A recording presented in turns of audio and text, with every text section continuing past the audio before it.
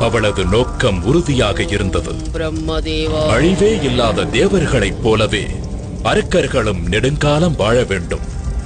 அதன் பிறகு தேவர்கள் அனைவரும் அழிவதை பார்த்து ஆனந்தப்பட வேண்டும் என்று நினைத்தாள் மகிஷமுகி.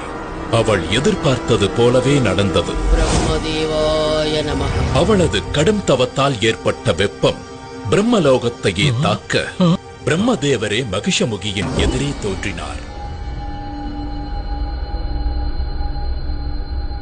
ஓம் பிரம்மதேவாய நமஹ. மகிஷமுகியே, உன் கடும் தவத்தால் நான் மனம் நெகிழ்ந்தேன்.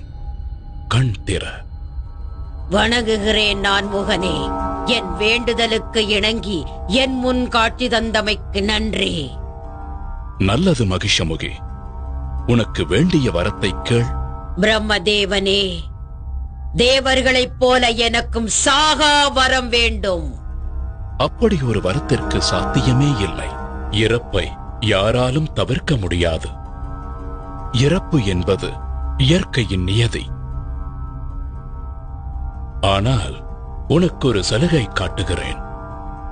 நீ எப்படி யாரால் இறக்க வேண்டும் என்று நினைக்கிறாயோ அந்த வகையில் உனக்கு மரணம் சம்பவிக்க நான் வரம் தருகிறேன்.